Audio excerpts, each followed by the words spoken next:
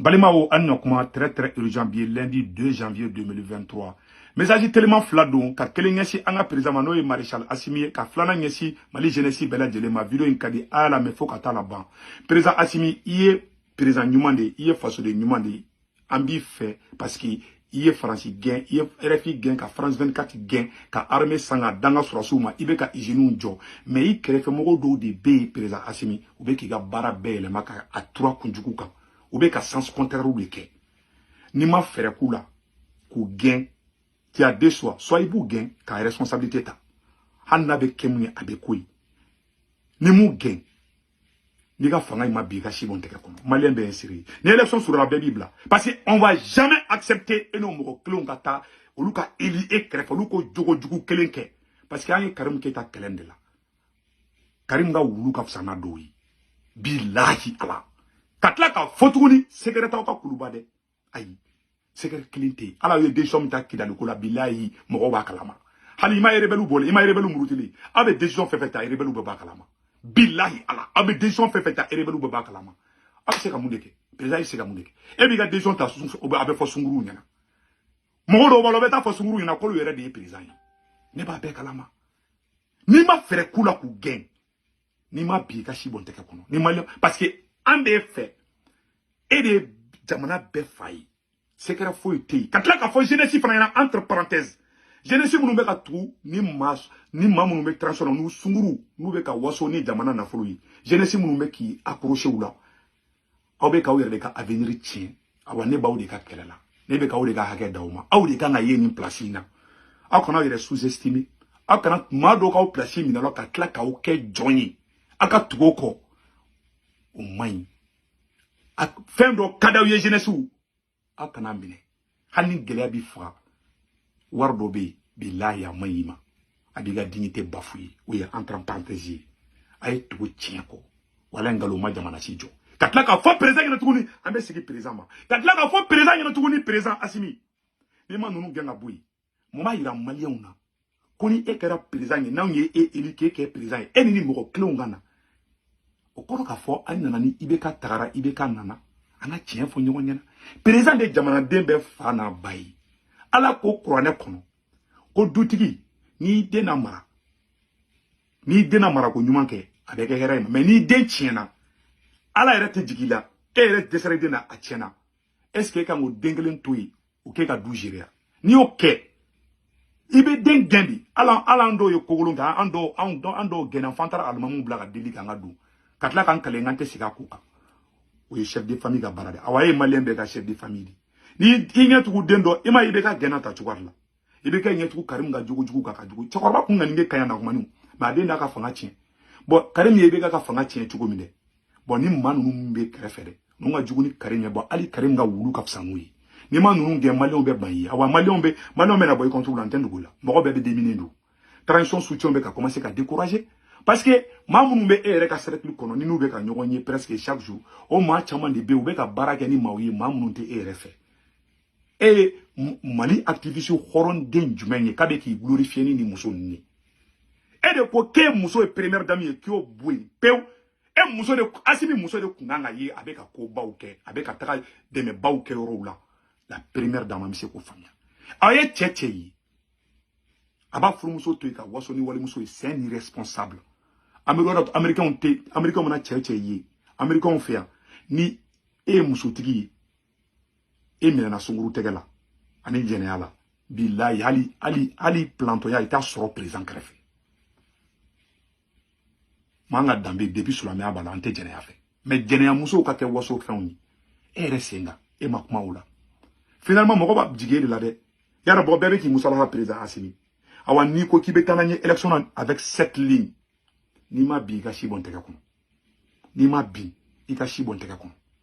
siga fo itola mo be ku pisale be ka temerika mo be olu ya mandia so ina feta u bina ara ma de kana to mo ka fima ki ikunu isama bi ka fo ki zunza ni aw ma nyonye ay nyonye damla de bisande parce que secrétaire ou la blim ye tchetche fana ye tuguni muso kada ye atese ka secrétaire mara mais siga ka muso de masake chama ka fanga bi ye tchetche ye muso kada ya atese ka secrétaire mara e muso mɔgɔ n'u bɛ kɛrɛfɛ sɛgɛ jamana sɛgɛrɛ bɛ fɔ muso de bɛ bɔ n'a ye n'i bɛ fɛ ka ala kɛrɛfɛ mɔgɔ caman ye i bɛ passer ni muso dɔw di u b'u sunguru ta u sunguru ka association dɔw bɛ u bɛ représentant bɔ o association na k'olu kɛ k'an ka loi électorale EJ k'o représenter e yɛrɛ bɔ kalama président Assimi o man ɲi to fɛn dɔ ka don i ka président Assimi kana to fɛn dɔw ka don i ka record la man ɲi kan'i yɛrɛ nɔgɔ ni maa dɔw ye il faut pas essayer de satisfaire ceux qui sont mauvais en voulant les faire tu deviens complice awa ni malien y'a dɔn k'i tɛ se ka kɛ dɔrɔn malien b'a fɔ ko tu es incapable awa malien bɛ wuli k'i gɛn n'u m'a kɛ ka si bɔn tɛgɛ kɔnɔ ne tɛ dɔwɛrɛ dɔn dɛ maa maa b'a yɛrɛ kalama élection tɛ nali n'aw ma kɔlɔsi a ka candidat tɛ tɛmɛ n'a taara ni nin ligne kelen ye ni ɲagami point comme kelen ye aw bɛ bin n'aw ma bin ka si bɔn tɛgɛ kɔnɔ a ye mɔnɛ don Faransi la o jɔlen bɛ k'a kɔnɔ o ɲi Faransi kelen bɛ k'a ka bazooka pɛrɛ k'aw kɔnɔ a y'a kɛrɛfɛ jamana caman bɛ yan n'olu man di madame jugu ka ca ne bolo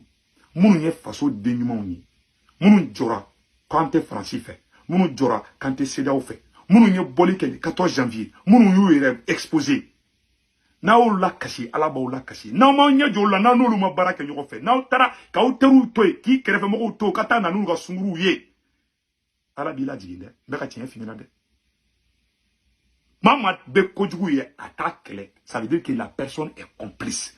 Assimi président Assimi nin ye kuma kodelen de ka f'i ɲɛna nin na mɛn dɛ i ni Sogɛlɛ a ye nin na mɛn dɛ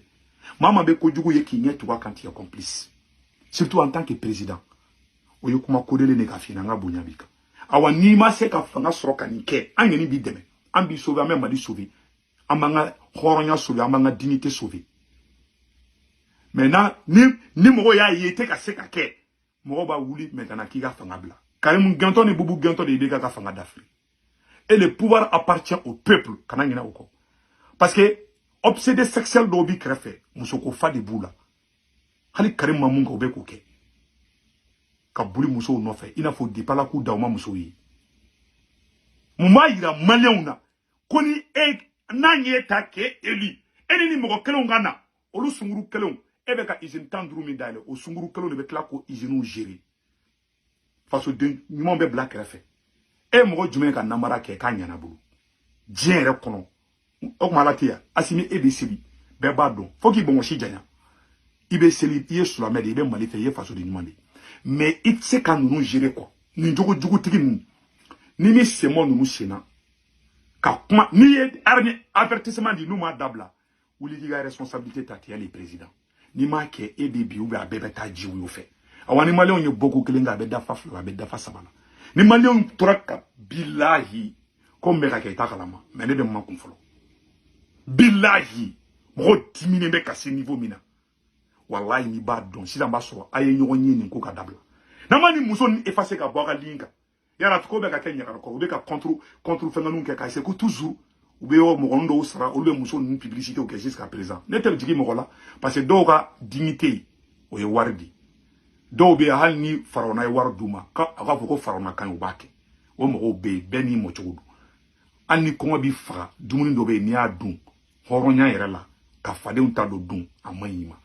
walahi o y'a mɔcogo bɛɛ n'i mɔcogo don ne tɛ jigin bɛɛ la wa ne tɛ mɔgɔ kɛlɛ bilahi n'i ɲɛ tugu kan tu seras complice et si les Maliens savent que i tɛ se ka bu ta la Maliens b'a fɔ ko ka président yɛrɛ b'a kalama k'a ye wuli k'an ka jamana sauver parce que an Malien tɛ an ka dignité an tɛ sɔn o ka kɛ dɛ k'an ka jamana kuntigi ta k'a di famille ni sunguru ma Malien tɛ sɔn o ma an ma sɔn o ma Karim bolo wa an tɛna sɔn o ma aw si bolo o ye tiɲɛ de fɔlen filɛ ɲɛna bɛɛ b'a dɔn i bɛ faso fɛ e y'i yɛrɛ minɛ cogo min na mun na tɔw tɛ se k'u yɛrɛ minɛ ten e yɛrɛ bɛ ka baara ɲuman kɛ dɔw bɛ ka tiɲɛ mais n'e y'i ɲɛ tugu ka ça veut dire que tɔw aussi tu es complice an b'a dɔn i bɛ ka kungo fɛ dogo la dɛ awa n'i ma wuli rapidement ka fɛɛrɛ tigɛ nin na jamana in bɛ a bɛ wuli dɛ i m'a ye jɔn bɛ se k'an bonya partenaire jumɛn bɛ se k'an bonya nin mana kow kan irisiw ɲɛ b'an na Alizeriw ɲɛ i ma Alizeri bɛ parce que ni mɔgɔ tigɛra État la dɔrɔn c'est fini mɔgɔw dɔw minɛna sagasɔn ni bagansyɔn mɔgɔw dɔw minɛl'o la olu b'aw kɛrɛfɛ poste clés la bɛɛ b'u jogo dɔn depuis nin ko in ma kɛ maliyɛnw b'u dɔn ni suɲɛniw ni manamanakow ye ni musokow ye a keti moral teke foi teke récompense de beke wa jamana si te joni récompense jamana be joni tien de galoma jamana si jo ni ma wuli ki jo président si ni bepi il y avait des présidents plus puissants que toi bila ou bina ni jenga à la bible ni clé à la c'est comme ça en bas de be jamana mais ni man ni flow en boy ni mata jiwo fe aka shi bon teke ko an shita si eni ni mo kelen nga continuer ne be nga position fode en tant sigi eni ni mo kelen nga continuer ko fo kata élection si ni élection si la ibe fazi were fana yi ne be nga kuma mo fo engena français ou ba me anglais ou ba me américain ou ba me aw jugu ba me aw ni ba me ni ya yambe boy reso kan ngani fo parce que en desera da kuma na ji jukoro ka dese e président Assimi kuma na ibe ni ka kashi e kuma la oluye aladia etse ko luboya ambari desera ambari talo lo tasi la mais ni peuple la ba kalama wala peuple beti sauver le pouvoir ça appartient au peuple. Président de la sécurité du peuple de Boula, sécurité d'état boulot, à tes garde corps boulot, à tes machi boulot. Ni peuple t'y fait, ni diamant don t'y fait. Eh oh, il a garde corps ou il a sécurité d'état ou abébé oro yoroni. Diamant don a chana ouye, awa diamant don da aussi. Ni diamant don commencera à tege aula, awa diamant don beka aula dia ou ni fait. Nous ya obla domina. Ni ya force ibeta président Assimi sika foitala. Ni ya karaba ibeta. Warite mo la jo. Ou muso ngana dande, uga warike budget ka di. Horon be mali kono yere wolu be mali kono wolu te songa to ka jiwi uta ebe be nye katani sra fea ebe ala beaucoup nye katani sra nu fea fo ka jie wuli bente tuni nko parce que abado anda bete ere président Assimi amandi yamba do ibe mali fe mais ni nya tuka ka ibeta jiwi yo fe sika fo itala o ene ka conseiller ko fimina ala sabo isabu ka nyafo malien be yana ka fo jeunesse nyana ne bawuli ka kelela nete machi kele ki tukura ni muso ngo mais muso me place la ya bla kuna awde nganga yi awde révolution ke awde bora sanji ko ta suko ni duguje cheche tisik anigela cheche ni muso kada te segara mara awaka segara usutara ito roshi ni be fera boss razu ga segara af ima rebelu ta obunya jobi seka boss razu ga segara af ima rebelu ta obunya jobi seka obunya hali folo mo munu kumbe ka obunya obebe ka kuma seka olaje woni fe hali mkunu mo munu kumseka kuma o mo ko et puis on sunguru kelo me ka baraka ni mo ye mo munu te e Assimi refuna fe mais on est dans quel pays président Assimi ça dit oubeki la jede qui oubeki ka bomoni kalama de doida quoi ou te RF ou ka kanja fanati ils ont des agendas cachés a ben ala na krache mo nyo bana si de fo Thomas Sankara ni Blaise Talaw ayi mu do la era taraji uyo fe Thomas Sankara tara ni uyo kele ni fe murubo keta fora murubo keta na ni meta bon ante fe ok sorodi parce que dugu be ki la je nous y soro billahi a ere bado agara tout en la révolution nga tient en voulant protéger l'indéfendable. Fais-moi ce que défend te défend. Mais quand tu es fina, et si vous êtes ou le tour de dos ou mala mara ou ma kuna gushi, awa et c'est quand jugu bon ou na, il veut comment ou ta dable. Bila me quand tu es fina. Awa jenaya dans la kodi, ni jenaya damene qui ta dable. Mo mi a furmuso toy, katri noro muso ganana kolu publicité ou keka tema furmuso ka. Est-ce que jamana kanga kalfa o yoro clean hali jamana yoro froro manga kalfa o tigula mo tigu be krefa avec des postes clés ou ko be ka ke waso koyi ka jeune do escroquerie oula et le kanga wuli en tant que président escroquerie ngadabla en tant que jeunesse be ka ke foire ko do wa l'argent facile ni escroquerie oula jamana be joa il y aura toujours des coups d'état il y aura toujours des tentatives awani aramade on toyana nu yo danga bawo mene ali Assimi o bebe bi ala kan kisoma mo be ka commencer ka dimi président Assimi ikarani alibi awala bi fait na obina nous ma obla ka ta CPI la ka shibonte ka kono ante fait ko ye quoi ala sago isago kuma be fle nyakoro tu as le choix entre le peuple et tes amis oye kuma kolele ne ka fina soit ibiga soit que président Assimi malien una ou biga soit que ire kere fo mo la ni ga soit ki kere fo mo la bebe ta ji yo fona fait mais ni tukura malien ko ambike Afrique sunjata yi ambike inafo monument vivant a ben alache ibi shike fanga ina i dombe i tobe do tarakula mais ni ko kibe tugu mako mamunu ala tu fa kira tu fe ibe bi me ka tiens les films abina fo iya fini jamandu mo do be na a bolo be no kolindu na a bolo ma ga fini jamana do tashi ni me yala ube ki fambe ke tashi awa ireka ikana peplu ka côté là ikana ala ka côté là mais ni ko kibeta nous à côté là où chintane côté de mo tu la chintane à côté là ala ya baby ala ki ta koy ou ya conseil tu as des choix Et ben na peuple ka côté là. Il y a ka jamano don ka côté là ou be be ta ka tienne kala ka côté là. Awa c'est ka fla fara ngonga. Fais mon yekele ou beta ngonga, fais mon tekele ou teta ngonga. Katla ka fo premier ministre Sogel ngena. Et de ka koroni transition mo be. Premier ministre Sogel. Et de ka nga fo idéon ngena, idée de Assimi. Et de ka nga funina ni main jamana ma. Premier ministre Sogel ni ko madabla, ni fanga bina tanchwa la. Aw beba to tien so. Awal premier ministre Sogel ini président Assimi na yaw sigi. Parce que ni coin bella, je vais être honnête. Sogel premier ministre Sogel ne be jigi erila. Et de kanga wuli ki jo ni ko nga dabla. Ni jene ya musoko ere promotion nga dabla nga jamana kono. Ni ma kwa kanga baraka tanchwa la premier ministre Sogel, ça veut dire que toi aussi tu es complice. C'est la vérité. Ni président Assimi fana ma kwa ka na ma kele kaka dabla, ça veut dire que vous êtes les deux complices. Meka tien de fanyana de. Meka tien de fana de. Muso de masaka chama ka fanga bi, muso de sumanguru kante ka fanga bi, muso de moko chama ka fanga bi, mande konnana. Mande ko fait tukuni muso de moko ba chama ka fanga bi. Ye cheche muso kadai, atseka ira contrôler, atseka imanga enquête morale ira imanga posu fo idama. Non keni ma peuple la me. Premier Sogel ani président Assimi. Abeta fera peuple de ka côté là, kani moko nangolo dégager ka boyi. Vous avez deux choix. Premier ministre Sogel et président Assimi. Soit abo débarrasser ni mona. Abena malien à côté là. Ou baba nyetou. Malien met là la dimi. Nanyaou eleni ni moko kelo nyaka shibon teke kono. Antaou ke président nye. Hal na ye moko ira. Ante tuko kwa. Tange ni moko mbeka. Muso. Mumba ira na kwa simi mbeka izini munu joko ni muso kele ntena ojiri. Mali fembe beka ke mali tayi. Mais anaman kolosi abeta bi muso teke kono. Muso do teke kono. Furu muso te foite. Fo muso munu termuso be termuso ndoni sunguru ni fon ambisa ka jeno ya ante jeno de